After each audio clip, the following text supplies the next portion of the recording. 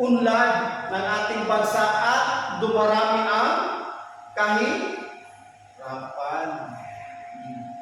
At yung pangatlo ngayon, na mayroong tinatawag na Crocodilos tambaloslos. Yan ang mga buhaya.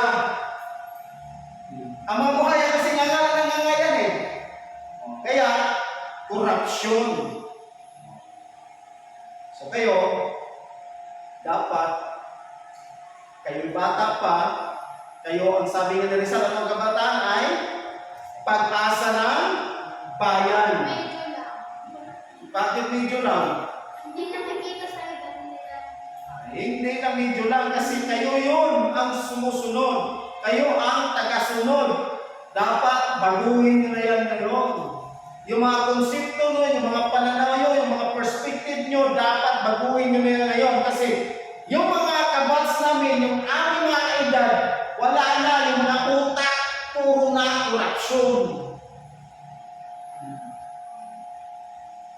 Kung yan ang ibabaw pa rin hanggang sa henerasyon nyo, ano mangyari sa inyo?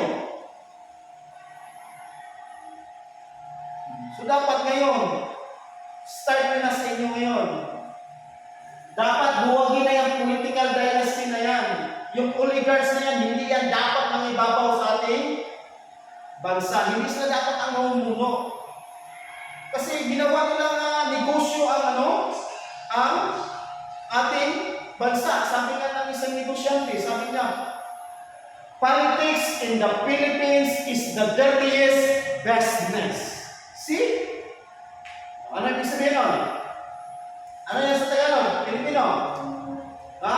Politics in the Philippines is the dirtiest business. Ano yan sa Pilipino?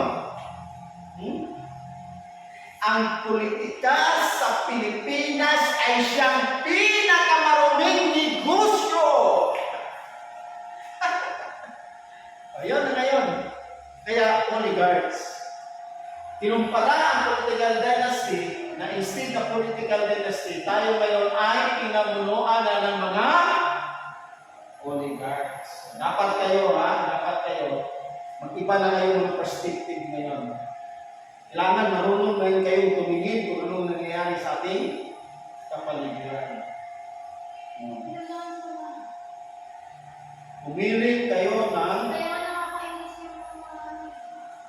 leader na yung mga bumuboto na nasa tamang hindi nila yung yung karapat-dapat. Okay. So dapat kasi mag-research ka rin. Bago ka bumoto, kailangan na lang.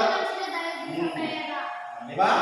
Kasi nga, sabi nga sa ating lesson, tayo ay pinakaunang nagkaroon ng republika sa buong Asia. Na kung saan ang republika ay may tiyak na demokrasya. At ang demokrasya nito ay pag-ehersisyo ng pagpili ng ating mga pinuno sa pamamagitan ng halalan. Pero ang nangyari, pinipili lang natin ang iilang pamilya.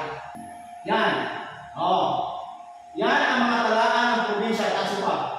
Yan ang mga talaan ng probinsya. May pinakaraming bilang ng pamilyang politikal. Pangasinan, Agbayani, Estrella, Binson, Perez, Divinisya, Celeste, Huangco. Ito, Maya. Ilang malaking Maya, Rente, Apostol, Lorito, Biloso, Luxin, Umaldes, Itilia.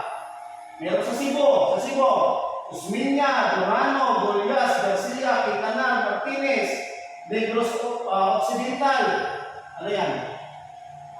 Maranon, Alvarez, Lacson, Yulo, Ferrer, Arroyo, Carla, Aquino, Huangco, Iduro. Tapos, ito pa ng mga tao, na dapat palitan din.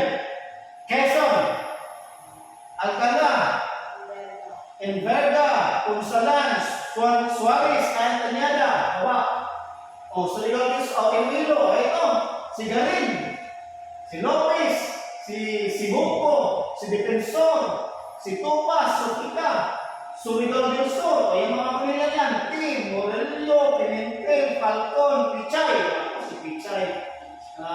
Pagkain lang, nakalagay gastos ng eleksyon na yan, 200 million, hindi nanalo. Davao del Sur, Almendras, Bautista, Llanos, Cagas, Davao Oriental, o ito, lugar ng misis ko yan, Almario, Lopez, Palma, Hill, Dayang Hirang, ito Batangas, napakalabot, prominento, palagi ko narinig natin sa television, Laurel, Recto, o si Recto ngayon, ano ang kanyang posisyon? Ito naman, si Ralph Recto, siya ngayon ang Secretary ng Department of Finance. Diba? Prominente yan, asawa niya si Vilma Santos, na gobernador ngayon ng Batangas, ang anak ng isa ay nagiging congressman. O, talagang political dynasty. Okay, Ermita, Camariniso, ito, Alferol, Andaya, Fontevilla, Villaverde, talagang matunog yan sa politika yung mga tao na yan. Nueva Ecija, Boson, Violago, Lorenzo, Villarreal, at Umali, Surigao del Norte, Etleo, Navarro, Matugas, at Barbers. See? Bilangin mo yung pamilya na yun. Ilang probinsya meron tayo sa buong Pilipinas?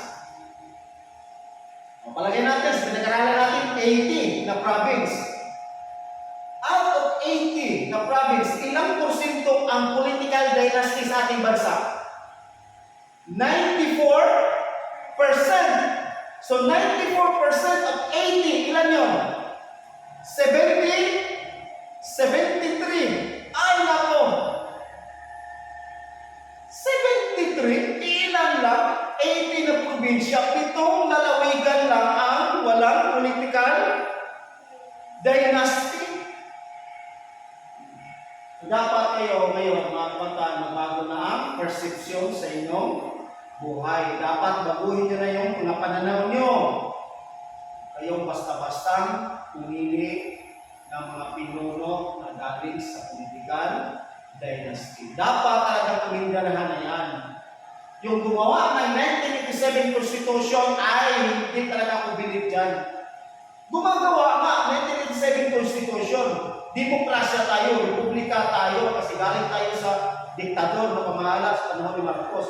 Pero hindi naman dinefine ng maayos ang political dynasty. Noon pa yan, dapat yung nagpanukala yan, dapat noon pa lang ginawa nyo ng maayos para wala ng crocodilios, tambaloslos na pinakamalaking buaya sa Pilipinas. Okay? Okay na kayo? Okay. See you on my next video.